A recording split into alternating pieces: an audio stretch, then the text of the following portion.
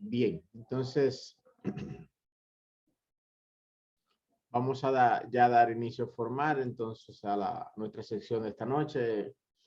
Sí me gustaría ver su opinión respecto al examen, cómo le fue, alguna queja, si cumplió las expectativas. Bueno, profesor, realmente cumplió las expectativas el examen y no fue más que todo lo que hemos hablado lo anterior al examen en realidad. Fue realmente todo estructurado en base a lo que se ha expuesto en clase. Entonces, pudiéramos decir de que fue realmente exitoso realmente el examen. ¿Es cuánto? Qué bueno. Ángelo, ¿te quería decir algo?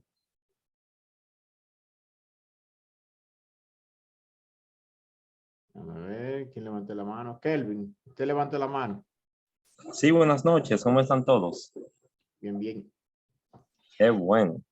Maestro, mi inquietud fue que yo no pude tomar el examen ese día porque no, la luz me la hizo en el sector donde vivo y es algo que escapa de mis manos. No pude de verdad conectarme porque había un apagón. Ese fue mi caso, maestro. Entonces, debes comunicarte con Dionisio, el director de administración, para que entonces él te diga las pautas a seguir respecto a cómo se debe proceder para entonces si ellos lo aceptan, dar un examen diferido al respecto. Está bien, muchas gracias, maestro. Bien, pero no dejes no le dé mucha larga. Está bien. Bien. Bien. ¿Alguien más? Gracias.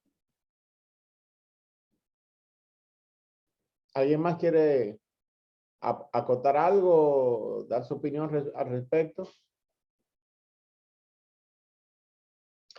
Bien, entonces, como ustedes saben, ya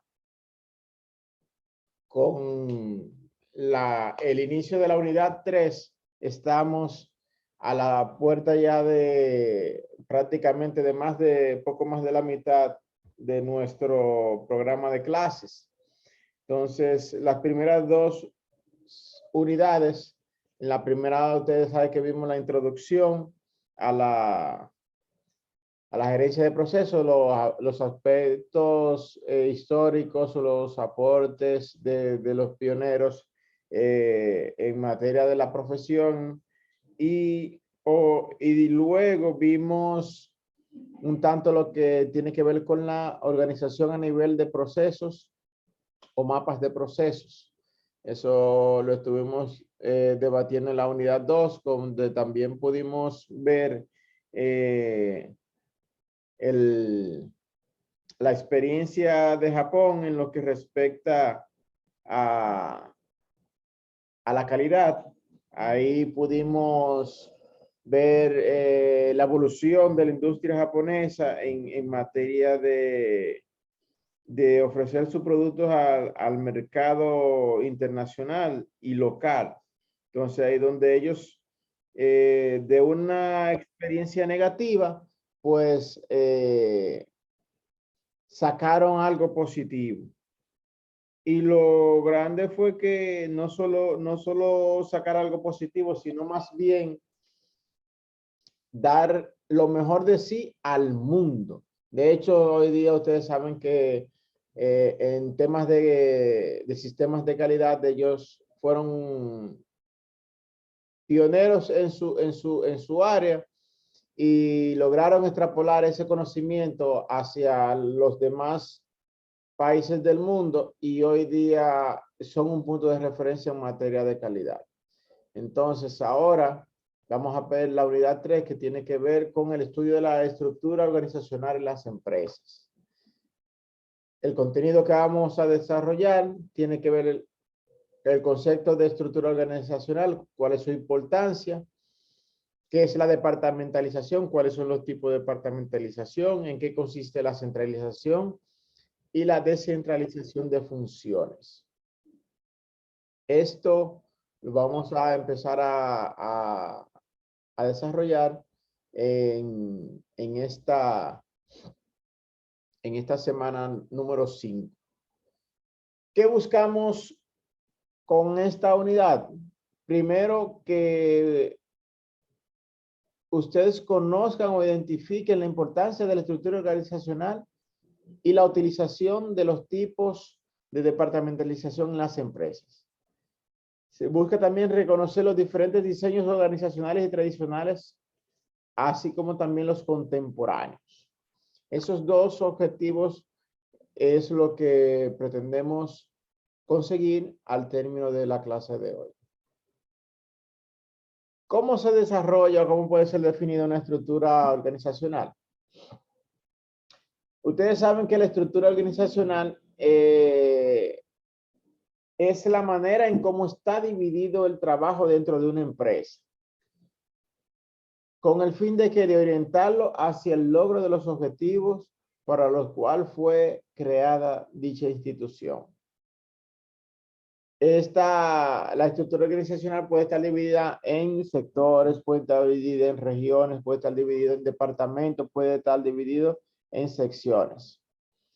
Pero toda esta división debe estar relacionada entre sí. ¿Para qué? Para que la función de cada unidad o de cada sección cumpla con el modo de comunicarse dentro de la empresa. Y a la vez se pueda dividir el trabajo de manera equitativa, aunque sea de forma distinta, pero todo debe estar estrictamente coordinado dentro de la organización. O sea que nada se deja al azar dentro de una estructura organizacional. Su finalidad, ¿cuál es? Establecer el desarrollo de sus miembros dentro de la actividad, de manera que todos puedan trabajar de forma conjunta, pero a la vez también de forma óptima, donde se puedan alcanzar las metas que se fijan en la planificación de la empresa.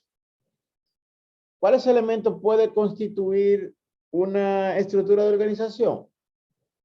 Primero, en una estructura organizacional los objetivos deben ser verificables, deben ser precisos y sobre todo deben ser realizables. ¿Esto para qué? Para que se pueda cuantificar la calidad de los mismos. Otro punto importante en una estructura organizacional es que los deberes deben estar claros, al igual que también los derechos y las actividades de las cuales debe realizar cada persona dentro de la institución. De manera que todo el mundo sepa lo que tiene que hacer, cómo lo debe hacer y cuándo lo debe hacer. En síntesis, usted tiene que saber lo que tiene que hacer y a quién le debe reportar y cómo lo debe reportar.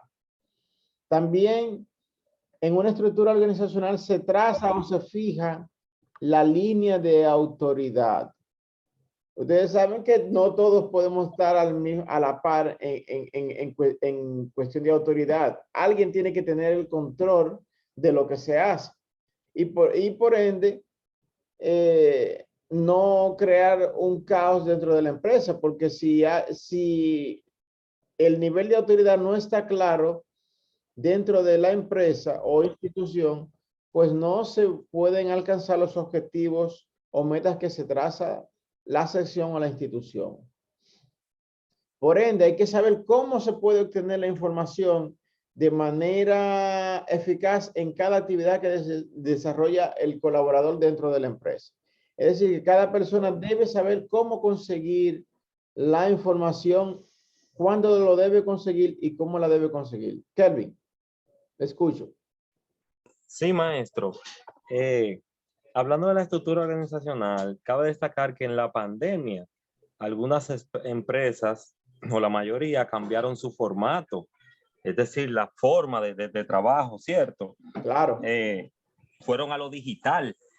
Muchos asignaron laptops a sus empleados para que se vayan X días a la casa y una parte la hagan desde oficina, cosa que no haya aglomeración. Y eso Exacto. afectó el nivel de la organización, ¿cierto? Y trayendo mejoras que el trabajo no se pare. Eso es lo que también ahí entra la organización también en ese ámbito donde hay cambios, donde la empresa no se para de producir. Es cuanto, maestro. Gracias, Kelvin. Rinaldes. Sí, aportando también, profesor, como hablaba nuestro compañero, y ya que él mencionó, trajo a colación ese tema de la parte de la pandemia y demás, si entrelazamos el tema anterior o lo que tratamos anterior, en la clase anterior, aquí entra en función el mejoramiento de los métodos.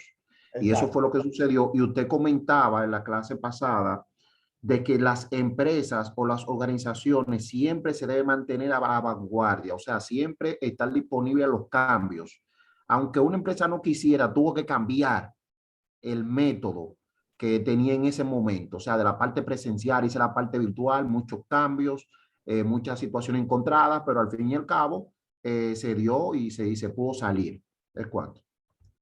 Así es. Ustedes saben que las situaciones que trajo el COVID vino a sacar muchas cosas positivas y otras negativas. Dentro de lo positivo está en que se entendía que todo se debía hacer dentro de una organización y no sabiendo también que desde cualquier punto o localidad, a través de un dispositivo, también se podían realizar esas mismas funciones sin que se esté presente dentro del recinto de la empresa.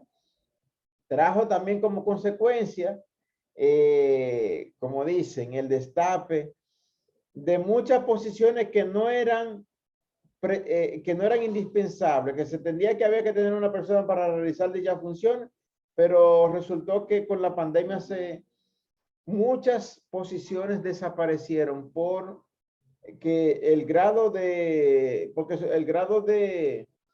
acción de dichas posiciones no era tan relevante como para tener una persona al frente de eso. Entendían que redistribuyendo las funciones entre las personas, pues dio al traste con una reducción considerable de puestos y de personas dentro de la organización. Entonces, eso es la parte negativa que trajo.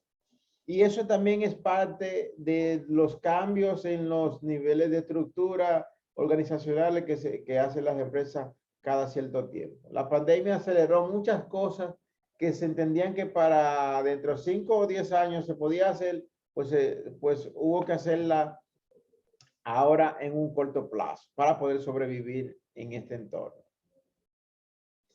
Dentro de los tipos de estructuras que conocemos, está la estructura organizativa formal.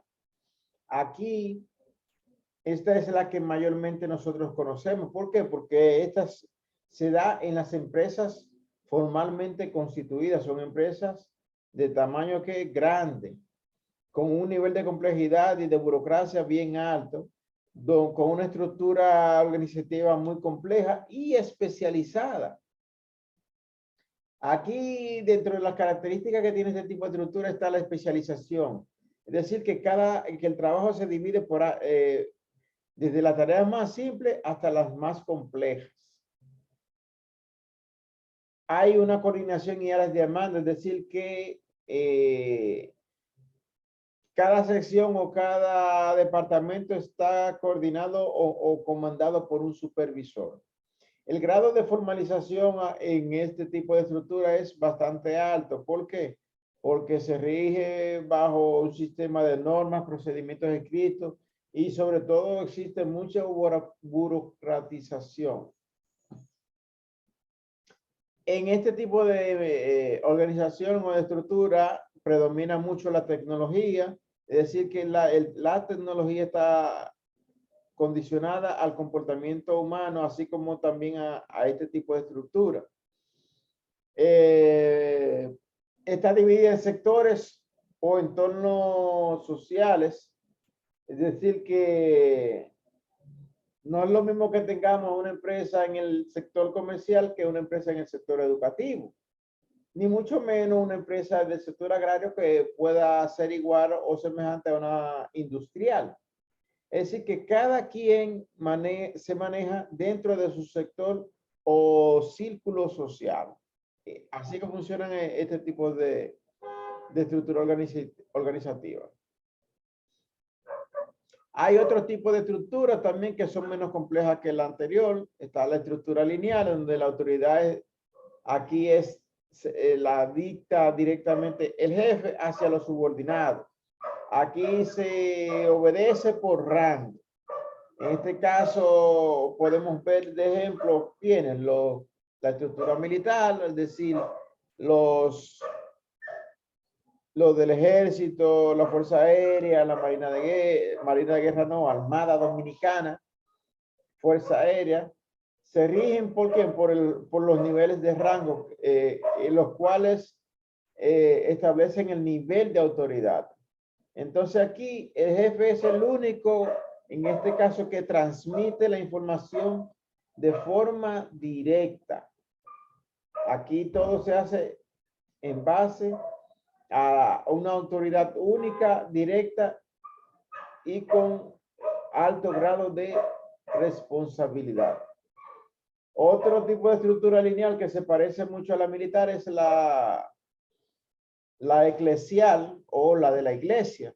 En este caso, la iglesia católica, por ponerle un ejemplo, está dividido por nivel de autoridad, donde el rango más alto, en este caso sería el del Papa o el pontífice, seguido luego de quienes, de los cardenales, luego los arzobispos, luego los obispos, hasta llegar hasta los presbíteros, que son los sacerdotes que vemos en las localidades. Entonces, así también funciona este tipo de autoridad. Lo mismo que pasa, como le dije, con la militar. Hay otro tipo de estructura que ya es más de conjunto. Esta tiene que ver con la estructura de comités. Aquí los comités por lo general toman la decisión de forma entre de línea y de staff. Es decir, que aquí las decisiones se toman por consenso.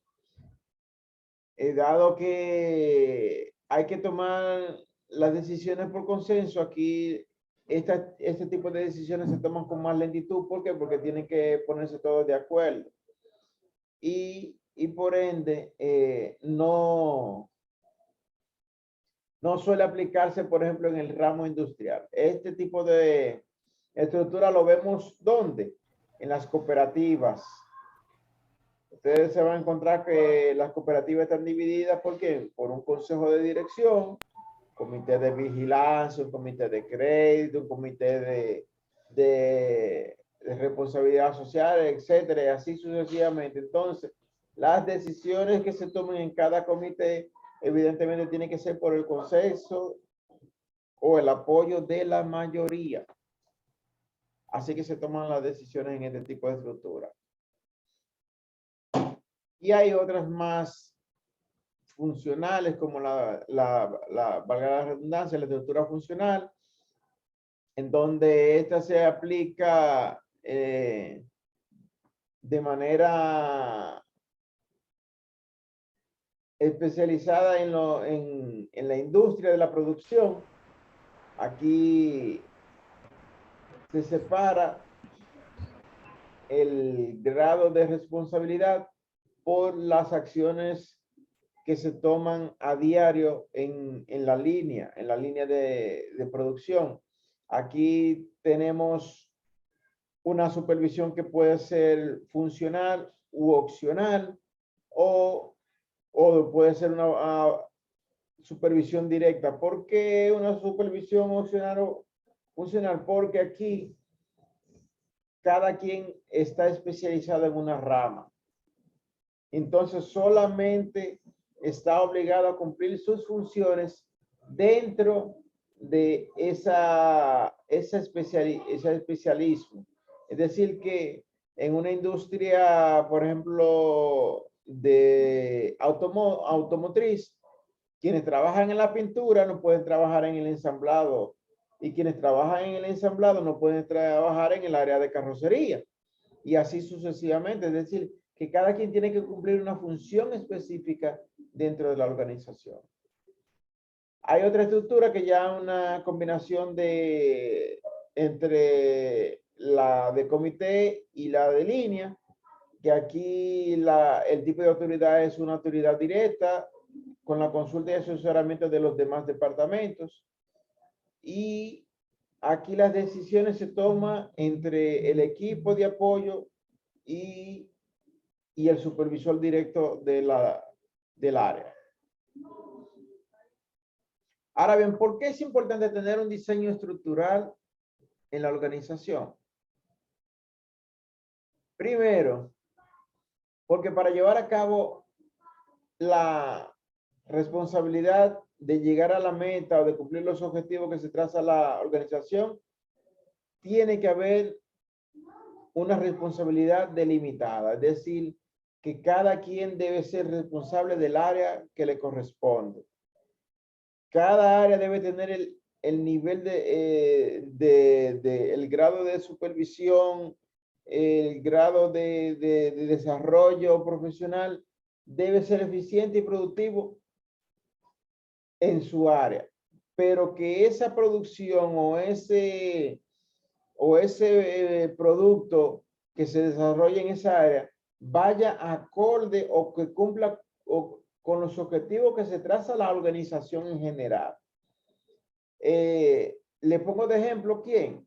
En una empresa de producción, si no se recibe, por ejemplo, en los almacenes la materia prima necesaria para iniciar una línea o producto, evidentemente que las demás, que por la ineficacia o ineficiencia de ese departamento, si no se cumple con tener el stock de los materiales que se necesitan para iniciar, evidentemente que todo el proceso productivo que hace se para.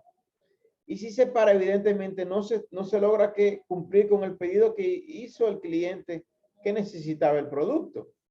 Entonces, por eso es que es necesario una estructura organizacional que funcione, que tenga su responsabilidad delimitada, que cada quien sea responsable del área o del proceso que le toque. Asimismo también que los superiores o supervisores puedan hacer el trabajo de una forma eficiente y productiva en cada una de sus áreas, y que cada una de esas funciones cumpla con el objetivo de la empresa. Pues entonces eso da el traste ¿con qué? Con que la estrategia organizacional se desarrolle de la manera más efectiva posible. Y esto, a su vez, en la medida en que haya un comportamiento o un cambio en el modelo de gestión en la empresa o en el entorno, asimismo, en esa misma medida, se vaya haciendo los ajustes en las áreas indicadas. ¿Para qué? Para ir en consonancia con el entorno en donde se desenvuelve la empresa. También es necesario tener un modelo estructurado. ¿Por qué? Porque para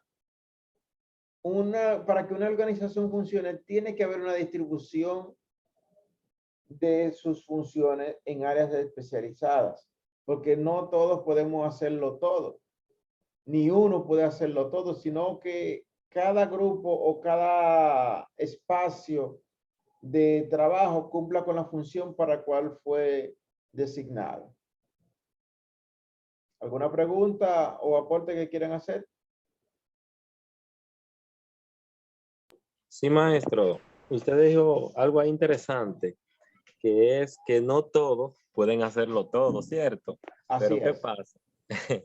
Las empresas hoy en día se va uno de la empresa, le cargan esa área a la persona que no la trabaja y se queda así. Eso creo que lo dimos pincelada de eso en unas clases anteriores, de que si renuncia a uno, me cargan la responsabilidad de ese. Y entonces me exigen, aparte de eso, me exigen que se siga el trabajo normal y en ninguna forma se puede dar al 100% el trabajo bien. ¿Por qué? Porque hay que cumplir. Y yo no puedo descuidar lo que mi rol para yo coger otro rol. O sea, es un poco difícil eso y eso se da mucho, maestro, en las empresas. Sí, muchas veces se da de manera provisional y se queda permanente, porque entienden que una posición puede ser complementaria de otra o tener funciones afines, y entienden que el incumbente de esa posición y más la que quedó cesante, entonces lo que hacen es redistribuyen las funciones entre una o más posiciones para que suplan la necesidad de ese momento.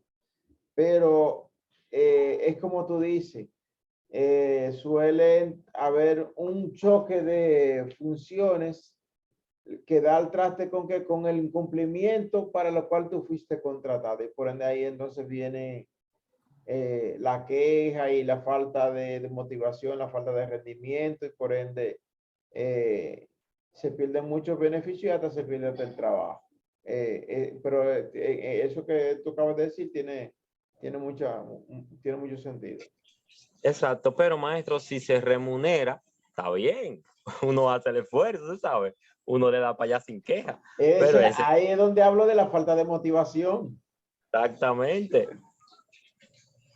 El ser humano camina por la motivación propia y también por los elementos motivadores. En este caso, en los trabajos, usted siempre va a trabajar. ¿Por qué?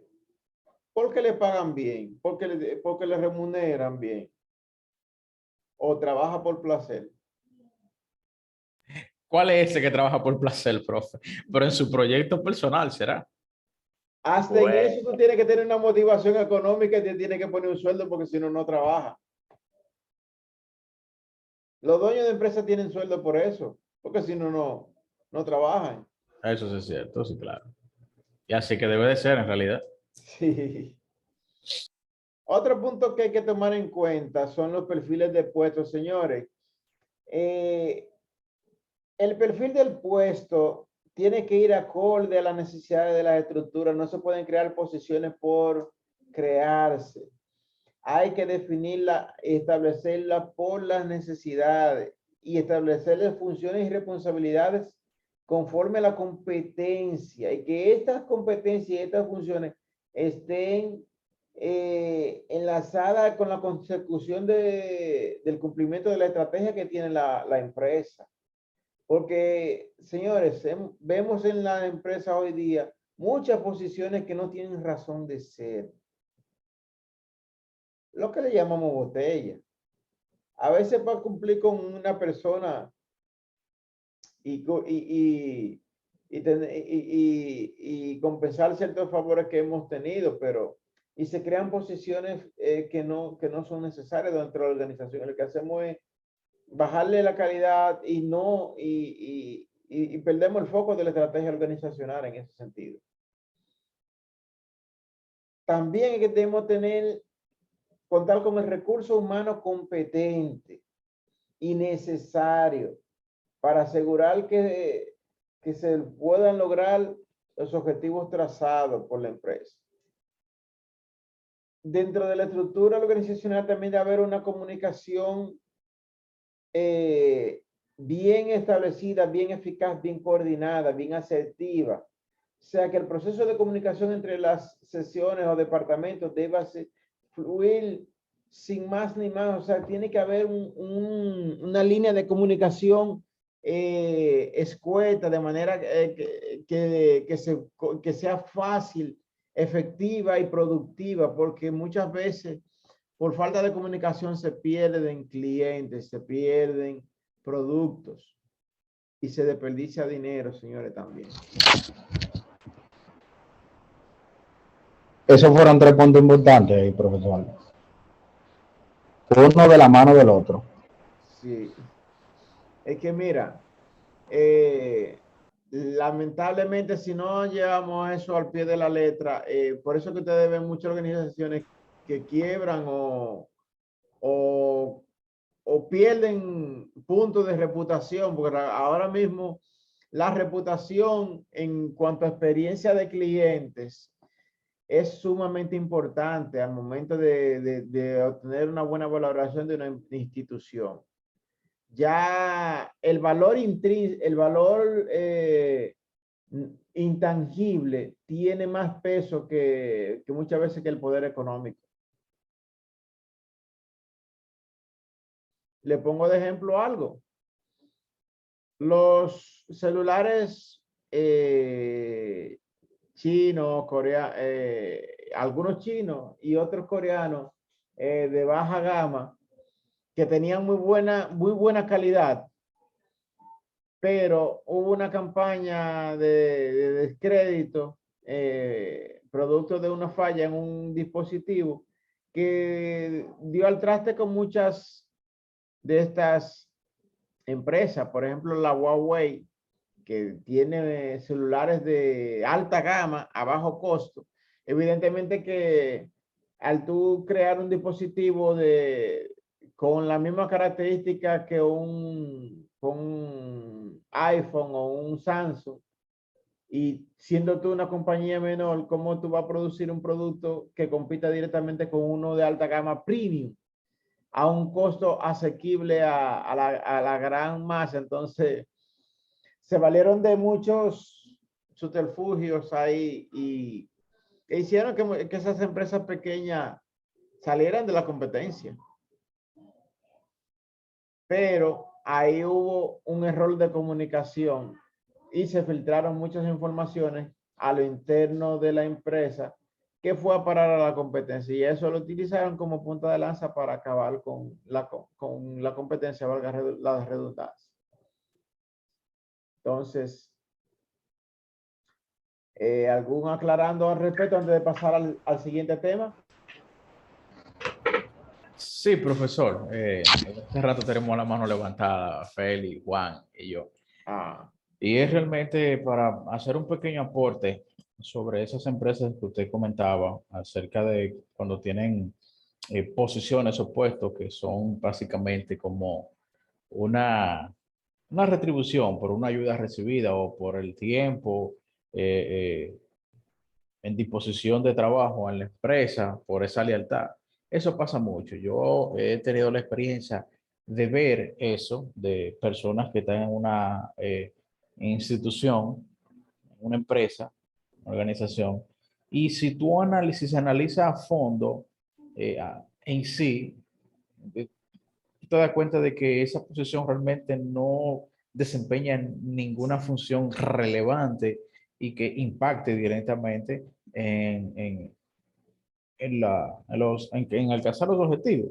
Si esa persona tiene un conocimiento vasto, conoce de todo absolutamente, conoce la empresa de cabo a rabo, como dicen, pero en cuanto a funcionalidad, en cuanto a lo que aporta en sí, en el día a día y en alcanzar los proyectos, pues un poquito ahí cuestionable. Inclusive ese tipo de personas tienen un sueldo, por decirlo así, muy bueno y con beneficios también bastante jugosos, por decirlo así. ¿Es cuánto, profesor?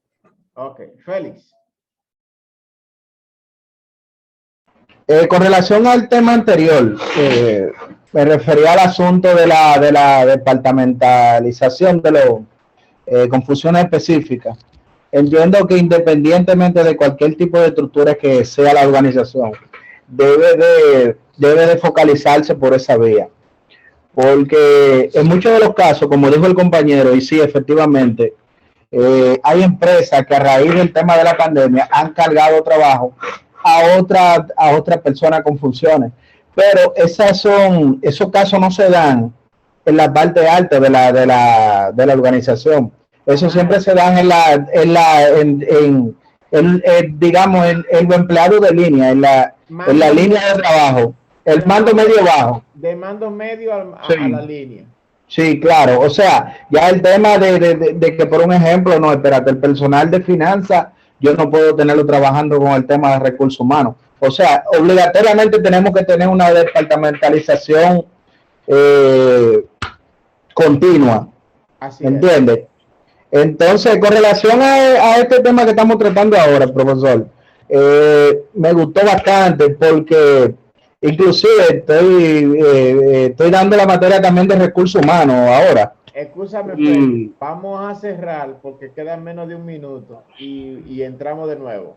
y seguimos. perfecto, ok. Bien, Bien, nos está vemos bien. ahora.